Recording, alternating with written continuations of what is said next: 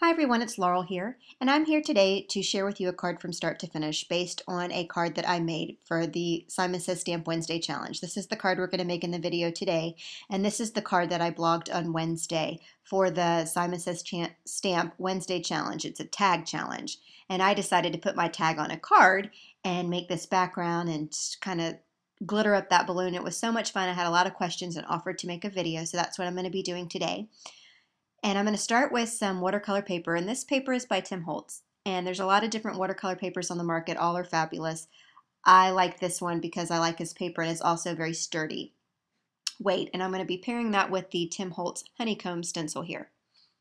Now, as you can see from lining up, that stencil does not cover a standard size card base, which is 4 1/4 by 5 1/2, but that's okay. Stencils are so much fun to work with, and they're easy to use.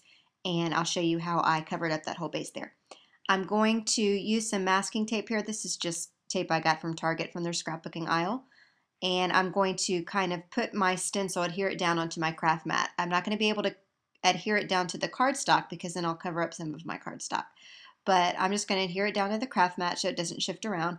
And I want to show you how I just used these 2 colors to create those 3 colors on that card, on that other card there, just by using 2 colors. Now this is peacock feathers that I'm starting with here, and I'm starting my way working off of the project on, and I'm going to be applying different pressures, but for now I'm not applying too much pressure right now until I start building up my colors.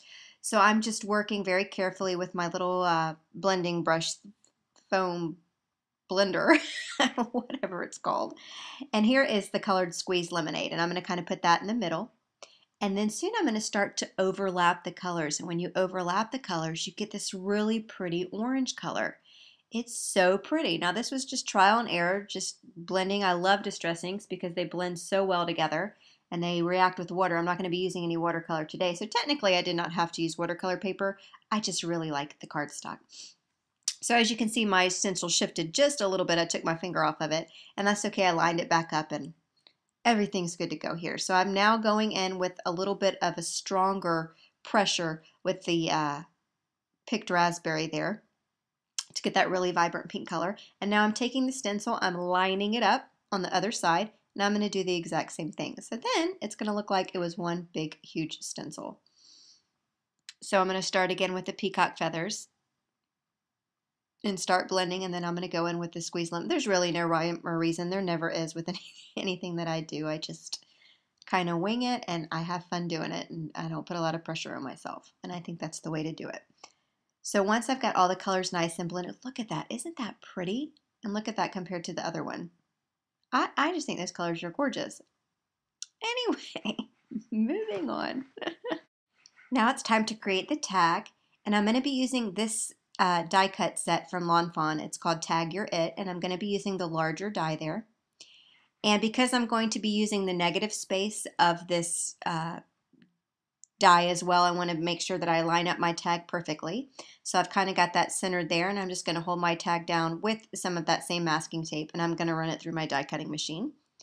And when I'm all done, you can peel it up carefully. Peel it up, just move slowly because you don't want to peel up your paper there. Usually I never have any problems, but you never know.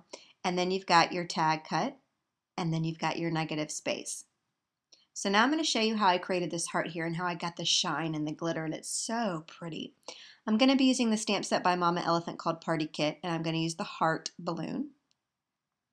These balloons are absolutely fabulous. I love them. I love this entire stamp set, and you'll see why in just a minute. So to start, I'm going to take the picked raspberry, and I'm going to ink up the heart there. I'm going to make sure I get all coverage.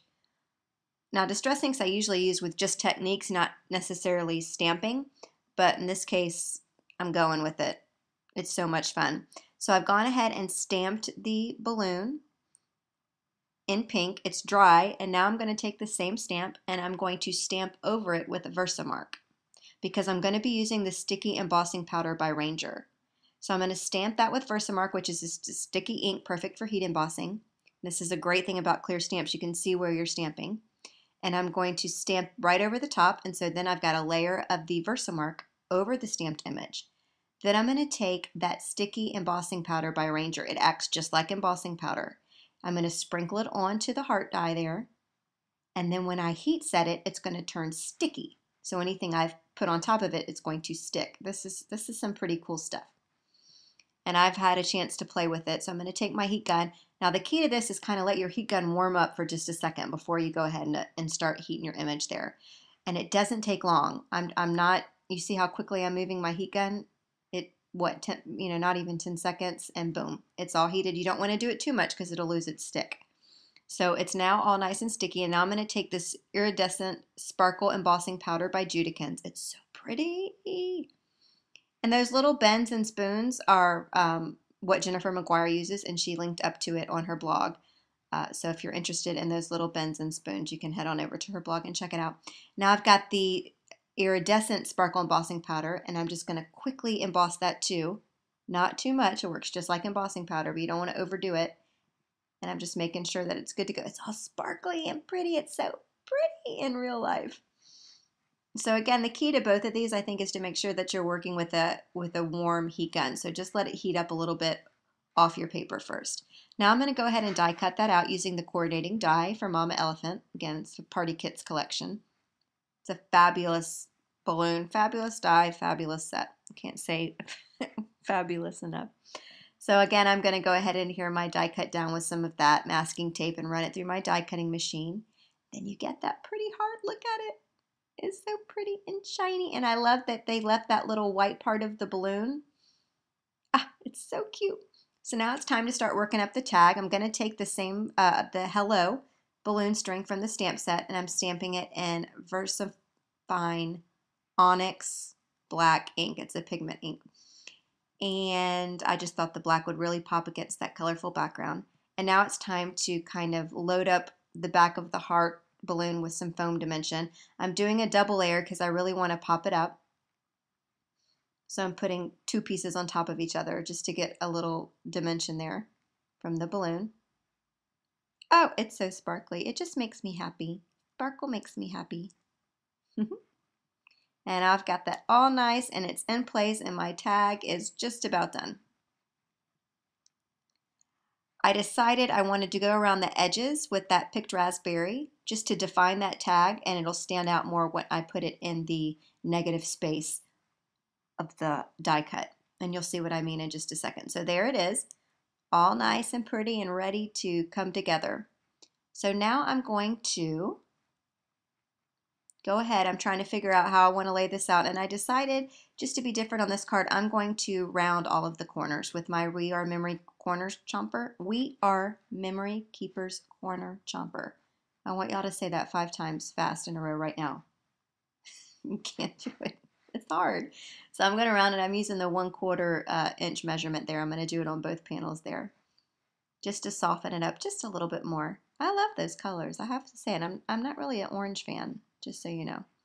So now I've got that all cornered up, and I'm going to take, I use a Glue Glider Pro for the most part. I'm quite pleased with how it adheres down, and it's not as big as an ATG gun. I don't like big, huge, bulky things.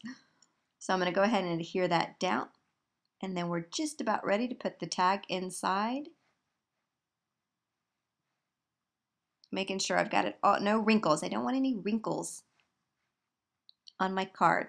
Now this is some Lawn Fawn twine or hemp, I think they call it. And I'm just going to quickly, I'm not the best at tying bows, so you will never, ever, ever see me do that on camera, ever. My bows stink. So we'll be going off camera for this because probably it took me 10 minutes to dye a bow. I'm lucky I can tie my shoelaces. My husband taught my son how to tie his shoes. I stink that much at bows. So now I'm going to take some of this foam dimension and I'm going to double it up again because I really want it to pop up off of the card base so you can tell that it's a separate piece.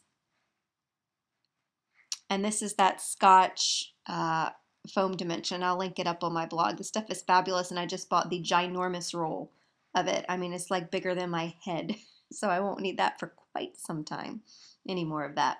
So then I'm going to go ahead and pop that down, trim off my pathetic excuse of a bow, and we are done. That's it. So that's the card that we made today, and this is the card from Wednesday's challenge. So that's it, a fun way to use your distress inks, stencils, and tags. Here's a close-up of today's project. Thanks so much for watching.